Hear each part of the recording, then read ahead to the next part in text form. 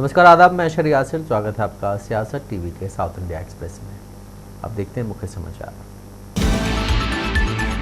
आज विधानसभा में पेश किए गए तेलंगाना बजट में हैदराबाद पुराने शहर की मेट्रो परियोजना के लिए 500 करोड़ रुपए आवंटित किए गए। विभिन्न आवंटनों में ग्रेटर हैदराबाद नगर निगम को 3065 करोड़ रुपए, हैदराबाद मेट्रोपॉलिटन डेवलपमेंट अथॉरिटी को 500 करोड़ रुपए, मेट्रो वाटर वर्क को 3385 करोड़ रुपए और आउटर रिंग रोड को 2000 करोड़ रुपए आवंटित किए गए हैं। हैदराबाद पुराने शहर की मेट्रो परियोजना की लंबे समय से मांग हो रही थी। हाल ही में तेलंगाना के मुख्यमंत्री रेवंत रेड्डी ने MGBS और फलकनुमा के बीच ओल्ड सिटी मेट्रो लाइन की आधारशिला रखी। राज्य के गठन के बाद से तेलंगाना में कांग्रेस के नेतृत्व वाली सरकार द्वारा पेश किया गया ये पहला पूर्ण बजट है, जिसे आज राज्य विधानसभा में तेलंगाना के उप मुख्यमंत्री और वित्त मंत्री मल्लू भट्टी विक्रमांक ने पेश किया।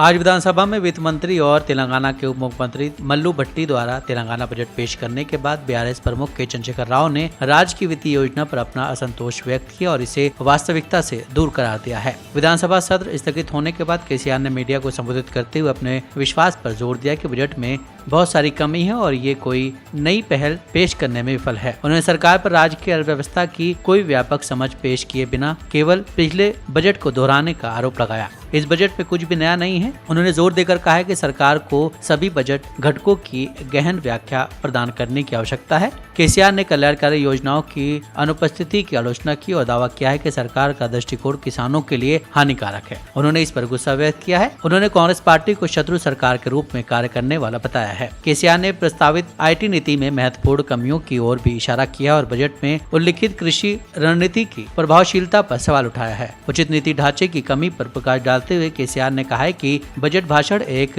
ठोस राजकोषीय रणनीति के बजाय कहानी कहने जैसा था। तेलंगाना सरकार ने तेलंगाना राज्य बजट 2024 में अल्पसंख्यक कल्याण के लिए 3003 करोड़ रुपए आवंटित करने का प्रस्ताव रखा। उप मुख्यमंत्री भट्टी विक्रमांक मल्लू ने कहा है कि अल्पसंख्यकों के विकास और अधिकारों की सुरक्षा राज्य के समग्र विकास में योगदान दे। उन्होंने कहा कि सरकार अल्पसंख्यक कल्याण पर काम करना जारी रखेगी। भाषण के दौरान डिप्टी CM ने उल्लेख किया है कि सरकार अल्पसंख्यक BC SC ST समुदायों के छात्रों को मुफ्त सिविल सेवा कोचिंग प्रदान कर रही है। उन्होंने अपने इलाके में पढ़ने वाले छात्रों के लिए 5000 रुपए और स्थानीय छात्रों के लिए 2500 रुपए का वजीफा देने का भी प्रस्ताव रखा है। डिप्टी CM ने कहा है कि राज्य सरकार ने इस साल के रमजान समारोह के लिए 33 करोड़ रुपए और विभिन्न अशुरखानों के रखरखाव के लिए 50 लाख रुपए मंजूर किए हैं। साथ ही उन्होंने कहा है कि सरकार ने हज के लिए 4.43 करोड़ रुपए की घोषणा की थी और जनवरी 2024 की शुरुआत में तबलीगी जमात की बैठक के लिए 2.4 करोड़ रुपए आवंटित किए थे। दिल्ली की राव जनरल कोर्ट ने दिल्ली आबकारी घोटाला से जुड़े मनी लॉन्ड्रिंग मामले के आरोपी BRS नेता के कविता और दिल्ली के पूर्व उप मुख्यमंत्री मनीष सिसोदिया की न्यायिक हिरासत 31 जुलाई तक बढ़ा दी है। स्पेशल जज ने दोनों की न्यायिक हिरासत बढ़ाने का आदेश दिया है। आज की कविता और सिसोदिया की न्यायिक हिरासत खत्म हो रही थी, जिसके बाद उन्हें वीडियो कॉन्फ्रेंसिंग के जरिए कोर्ट में पेश किया गया था। कोर्ट ने 3 जुलाई को दोनों की न्यायिक हिरासत आज तक के लिए बढ़ा दी थी। इससे पहले 29 जुलाई को कोर्ट ने कविता के खिलाफ दाखिल ED की चार्जशीट पर संज्ञान लिया था। कोर्ट ने कविता के अलावा जनप्रीत सिंह, दामोदर शर्मा, प्रिंस कुमार और अरविंद सिंह के खिलाफ दायर चार्जशीट पर भी संज्ञान लिया था। केंद्रीय बजट में तेलंगाना के साथ में अन्याय का विरोध करते हुए तेलंगाना के मुख्यमंत्री रेवंत रेड्डी ने प्रस्ताव पेश करते हुए घोषणा की कि राज्य सरकार ने 27 जुलाई को नई दिल्ली में प्रधानमंत्री नरेंद्र मोदी की अध्यक्षता में होने वाली नीति आयोग की बैठक में शामिल नहीं होने का फैसला किया है। विधानसभा में मुख्यमंत्री ने कहा है कि केंद्र सरकार ने राज्य सरकार के दलीलों को पूरी तरह से नजरअंदाज कर दिया और तेलंगाना को बजट आवंटन में भेदभाव किया गया है। रेवंत रेड्डी ने घोषणा की कि तेलंगाना राज्य के साथ में अन्याय के विरोध में नीति आयोग की बैठक का बहिष्कार करेंगे। देश के प्रधानमंत्री नीति आयोग के अध्यक्ष हैं। नीति आयोग की बैठक 27 तारीख को प्रधानमंत्री नरेंद्र मोदी के नेतृत्व में होगी। BRS के कार्यकारी अध्यक्ष और तेलंगाना के पूर्व मंत्री KT रामाराव ने आज दिल्ली के जंतर मंतर पर अनिश्चितकालीन भूख हड़ताल की घोषणा की है। ये घोषणा तेलंगाना के मुख्यमंत्री रेवंत रेड्डी द्वारा विपक्षी BRS से तेलंगाना के लिए धन आवंटित करने के लिए केंद्र सरकार पर दबाव बनाने के लिए नई दिल्ली के जंतर मंतर पर आमरण भूख हड़ताल में शामिल होने के लिए कहने के एक दिन बाद आई है। रेवंत रेड्डी ने विधानसभा में BRS सदस्यों से हंगामा करते हुए कहा था कि हम तैयार हैं, KCR को आने दीजिए और हमारे साथ उपवास करने दीजिए। इसके बाद आज KTR ने घोषणा की कही कि वो तैयार हैं और उन्होंने सीएम से तेलंगाना को धन आवंटन के लिए केंद्र सरकार पर दबाव बनाने के लिए जंतर मंतर पर विरोध प्रदर्शन का नेतृत्व करने के लिए कहा है। उन्होंने कहा कि मैं मुख्यमंत्री से अपने कैबिनेट सहयोगियों का नेतृत्व करने और नई दिल्ली के जंतर मंतर पर अनिश्चितकालीन भूख हड़ताल करने की अपील करता हूं। जब तक कि केंद्र सरकार तेलंगाना को धन आवंटित नहीं करती है तब तक हम हड़ताल करेंगे।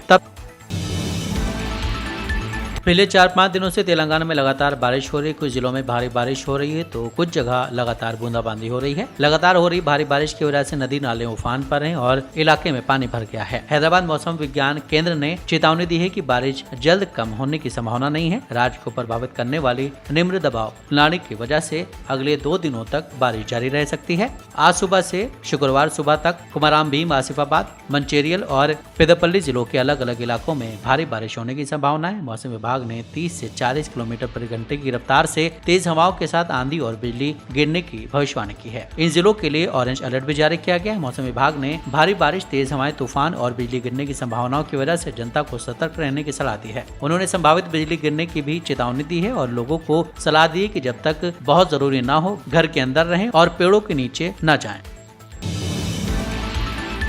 देश भर में निपा वायरस के खतरे घंटी बजने के मद्देनजर राज्य सरकार के आदेशों के बाद आंध्र प्रदेश के कुर्नूल में सरकारी जनरल अस्पताल के अधिकारियों ने अस्पताल में 6 बिस्तरों वाला एक अलग आइसोलेशन वार्ड स्थापित किया है। महाराष्ट्र के पुणे में नेशनल इंस्टीट्यूट ऑफ वायरोलॉजी ने पुष्टि की है कि केरल में एक 14 साल का लड़का निपा वायरस की वजह से मर गया था। घातक वायरस से निपटने के लिए केंद्र सरकार युद्ध स्तर पर आवश्यक कदम उठा रही है और सभी राज्य सरकारों को सतर्क रहने के लिए कहा गया है क्योंकि घातक वायरस तेजी से फैल रहा है। सूत्रों ने बताया कि इसके मद्देनजर सरकार ने अस्पताल अधिकारियों को क्वारंटाइन वार्ड स्थापित करने और पर्याप्त मात्रा में दवाएं रखने का आदेश दिया है। निपा वायरस पहली बार 1999 में केरल में पाया गया था और 2019 में लगभग 27 लोग इस वायरस से संक्रमित हुए थे और उनकी जान चली गई थी।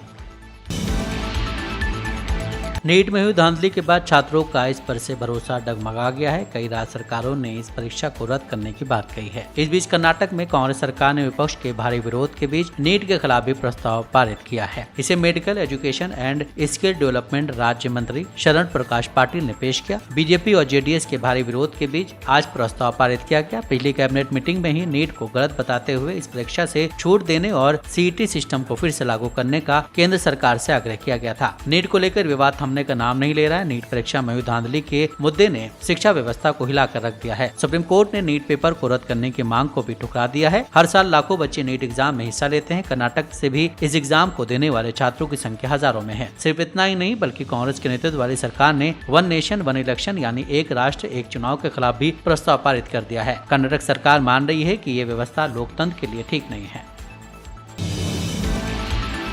मध्य प्रदेश के मुख्यमंत्री मोहन यादव ने कहा है कि मैंने कोयम्बटूर में मध्य प्रदेश में निवेश शिखर सम्मेलन में भाग लिया। मुझे संतुष्टि है कि जिस आशा और अपेक्षा के साथ हम आए थे वो पूरी हुई है। हमें विभिन्न उद्यमियों से बात करने का मौका मिला। यहाँ के निवेशक मध्य प्रदेश में अपना काम शुरू करना चाहते हैं, इसलिए हमने यहाँ एक कार्यालय खोलने की भी घोषणा की है जो मध्य प्रदेश सरकार तमिलनाडु सरकार के बीच एक सेतु का काम करेगी। मध्य प्रदेश से आकर के तमिलनाडु के कोयम्बटूर शहर में निवेशकों से सम्मिलित रूप से बात करके एक तरह से शिखर सम्मेलन में मैं शामिल हुआ। मुझे इस बात का संतोष है, जिस उम्मीद और अपेक्षा के साथ हम आए थे उसका पूरा प्रतिसाद मिला। बड़े पैमाने पर अलग अलग क्षेत्रों के सभी प्रकार के उद्यमियों से बात करने का मौका मिला है।